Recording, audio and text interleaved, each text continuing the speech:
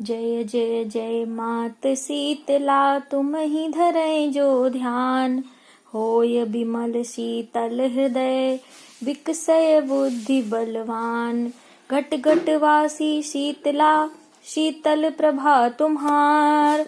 शीतल छैया में झुलही मैया पालन रारी। जय माँ शीतला। नमस्कार, वेलकम टू माय चैनल। मैं हूँ मनीषा।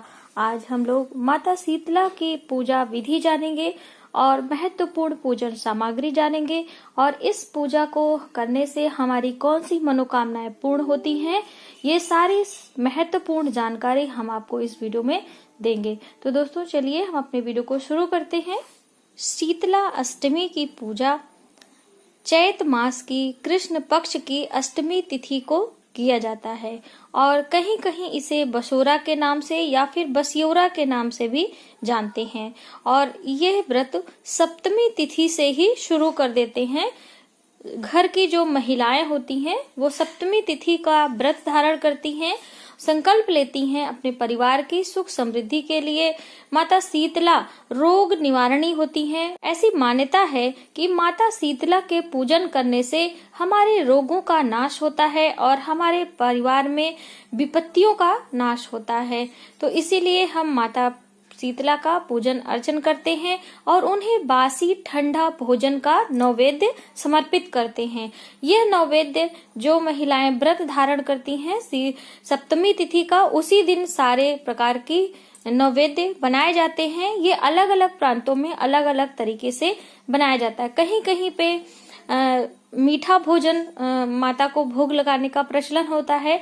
कहीं कहीं पे हर प्रकार के, जिसमें आपके मीठे पुए, मीठे भात या फिर राबड़ी और बाजरे की रोटियां, इस प्रकार के अलग अलग तरीके से भोग लगाने की प्रथा है। तो जो आपके परिवार में होता हो उसी तरह से आप भोग लगाएं और माता की पूजन करें। दोस्तों पूजन विधि में कुछ चीजें बहुत ही आवश्यक होती हैं और उससे हमें शुभता की प्राप्ति होती है। तो वो विशेष सामग्री क्या है हम आगे वीडियो में आपको अवश्य दिखाएंगे।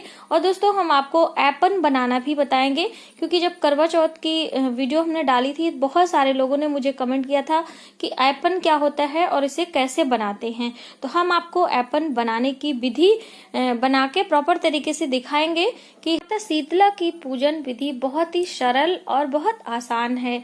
इनके पूजन में छोटी छोटी बातों का हमें थोड़ा ध्यान रखना पड़ता है। जैसे कि इस दिन अष्टमी तिथि को हमें अग्नि का स्पर्श नहीं करना चाहिए। जो व्रत धारण करता है और हो सके तो पूरा परिवार, यानी अग्नि का स्पर्श हम नहीं करेंगे। इस दिन जो पूजा करने का विधान है उसमें ठंडा दीपक, ठंडी धूप बत्ती, यानी बिना जलाए, बिना अग्नि को प्रज्वलित करे ही हम पूजन करते हैं। और ऐसी मान्यता है कि पूरे दिन आपको अग्नि का स्पर्श नहीं करना चाहिए। और अष्टमी तिथि को नारियल भी नहीं फोड़ना चाहिए। हम माता को नारियल भेंट स्वरूप समर्पित कर सकते हैं, उनके सामने नारियल तोड़ना नहीं चाहिए। देवी भगवत पुराण में ऐसा वर्णन मिलता है कि अष्टमी तिथि को श्रीफल यानी नारियल में माता शयन करती हैं। तो इसलिए इस दिन माता को नारियल, श्रीफल समर्पित करना चाहिए, उसे फोड़ना नहीं चाहिए। इस बात का भी ध्यान अवश्य रखें। चैत मास की कृष्ण पक्ष की अष्टमी तिथि से यह व्रत शुरू होता है और लगातार हर महीने कृष्ण पक्ष की अष्टमी तिथि का व्रत करना पड़ता है 4 महीने तक। जैसे कि चैत, वैशाख, जेठ, आषाढ़। आषाढ़ में इसकी संपूर्ण होता है ये हमारा पूरा व्रत। उस दिन भी अष्टमी तिथि को ब्रह्म मुहूर्त में उठकर पूजन करने का विधान है। उसके बाद फिर दूसरे वर्ष में चैत से फिर हम इस व्रत की शुरुआत करेंगे। तो इस तरीके से लगातार 4 महीने हर अष्टमी को व्रत पूजन करने का विधान बताया गया है माता शीतला का। शीतला के व्रत करने से हमें सुख समृद्धि के साथ में हमारे परिवार से रोगों का नाश होता है। दोस्तों चैत मास से ही गर्मियों की शुरुआत हो जाती है, सर्दियां जाने लगती हैं और वातावरण में जीवाणु विषाणु इस तरह के फैले रहते हैं कि बहुत सारे ऐसे रोग होते हैं जिससे हमें बहुत तकलीफ होती है। जैसे कि चेचक, खसरा, हैजा, तपेदिक आदि बीमारियां होने की बहुत ज्यादा संभावना रहती है। इसीलिए हम शीतला माता का पूजन करते हैं और उनसे ऐसा प्रार्थना करते हैं कि हमारे परिवार में, हमारे समाज में ऐसी कोई दुख भरी बीमारी ना दें, हमें बीमारियों से दूर रखें। और इनका पूजन सुबह ब्रह्म मुहूर्त में ही करना चाहिए। ऐसी मान्यता है कि ब्रह्म मुहूर्त में जो हमारा वातावरण होता है बहुत ही शुद्ध और सौम्य रहता है, और ऐसे में जो सूर्य की ऊष्मा होती है वो भी हमें प्रभावित नहीं करती है, क्योंकि इसमें अग्नि का स्पर्श नहीं करना है।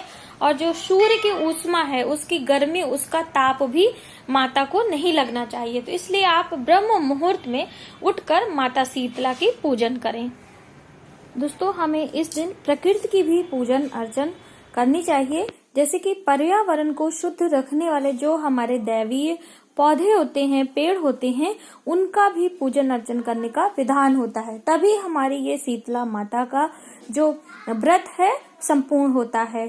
ऐसे में आपके पास में जो आपको आसानी से मिल जाए, जैसे कि पीपल का वृक्ष या फिर बरगद का वृक्ष, बट वृक्ष काफी बड़ा होता है और पर्यावरण को शुद्धता देने में काफी मदद करता है। इसी तरीके से जो पीपल का वृक्ष होता है वो ऑक्सीजन बहुत ज्यादा मात्रा में हमें मिलती है, उससे हमारे वातावरण शुद्ध होते हैं।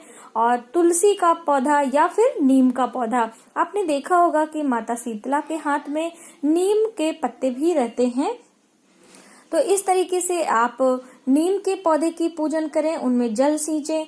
आप हो सके तो पौधे आप रोप भी सकते हैं, यानी किसी पार्क में या कहीं भी आप पौधे लगा भी सकते हैं पर्यावरण की शुद्धता के लिए। तो इस तरीके से प्रकृति की पूजा करें और नेचर से प्रेम रखें और माता शीतला का आशीर्वाद लें। तो दोस्तों, चलिए अब हम पूजन सामग्री देख लेते हैं। जैसे भिगा के रखनी है वो आप देख लें। जैसे कि पूजन में चना बहुत ही आवश्यक होता है, तो हमने ये काले चने हैं और इसको भिगो के रखे हैं। अभी उतनी अच्छी तरीके से फूले नहीं हैं, यानी कि भिगो देंगे आप तो अष्टमी को सुबह आपको पूजन करने के लिए ये बहुत अच्छा रहता है। और ये है चावल हमने भिगा के रखे हैं, जो कि हमें ऐपन बनाना है। तो इसके लिए जो इसमें एक्स्ट्रा पानी है उसे हम निकाल देंगे एक छन्नी की हेल्प से। ये इस तरीके से ये पानी हमारा सब निकल गया। उसके बाद आप मिक्सर में भी पीस सकते हैं या फिर आप सिलबट्टे की भी हेल्प ले सकते हैं। और ऐसी मान्यता है कि अष्टमी तिथि के दिन हमें बहुत ज्यादा सूप, सिलबट्टा, झाड़ू इसका इस्तेमाल नहीं करना चाहिए। आप सुबह सवेरे पूजन से पहले सारी क्रियाएं कर लें, उसके बाद पूजन शुरू करें। पूजन के बाद में ये सारी चीजों को विराम दिया जाता है, वहीं पे एक दिन विश्राम दिया जाता है, इनका इस्तेमाल नहीं किया जाता है। ये देखिए बहुत अच्छी तरीके से हमारा ये चावल पिस गया है और इसे अब हम इसी कटोरी में उठा लेंगे। दोस्तों, ये भीगा रहता है तो बहुत जल्दी मतलब पिस जाता है। आप चाहें तो अगर आपके पास सिलबट्टा नहीं है तो मिक्सर में भी इसको पीस सकते हैं। अब बस इसमें हमने थोड़ी सी मिलानी है हल्दी, जो कि हमारा ऐपन तैयार हो जाएगा। और ये माता के पूजन में बहुत ही आवश्यक होता है, ऐपन का इस्तेमाल करना चाहिए। ये देखिए ऐपन तैयार है। अब इसके अंदर हम डालेंगे हल्दी और हल्दी को आप मिक्स कर देंगे। हमारा ऐपन तैयार हो गया। इसी तरीके से चावल को भिगो के उसे महीन बारीक पेस्ट बना ले और उसमें थोड़ी सी मिला ले हल्दी, और ये हमारी देवी के पूजन के लिए ऐपन बिल्कुल तैयार। दोस्तों, एक बहुत ही आवश्यक बात, ऐसा भी माना जाता है, हमारे बड़े बुजुर्ग कहते हैं कि जब भी हम ऐपन पीसें सिलबट्टे में तो हमें इसे तुरंत धोना नहीं चाहिए। तुरंत के तुरंत लगे हाथ आपने इसे साफ करके नहीं रखना है, अशुभ माना जाता है। इसे आप रख दें, दूसरे दिन इसकी सफाई करें। हम पूजन सामग्री देख लेते हैं। तो पूजा के लिए आप एक ऐसे थाली तैयार कर लें जिसके अंदर हमें ये अपने भीगे चने, ऐपन, चावल अक्षत के लिए और दही माता के पूजन के लिए, और पान चाहिए, ये पान चढ़ाने के लिए चाहिए होता है।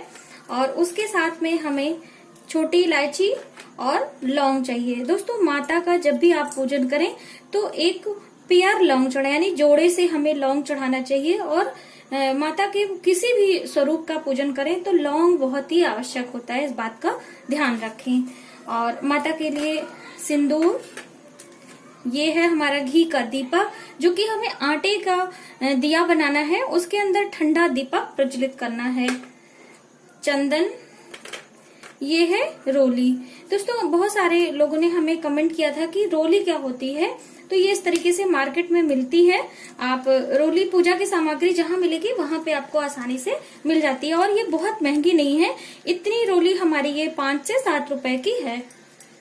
और ये हम लेंगे रक्षा सूत्र, या फिर इसे कलाई नारा भी कहते हैं। और एक हमने यहाँ पे कुछ घास लिया है, जिससे सारी वस्तुएं हम शुद्ध करेंगे।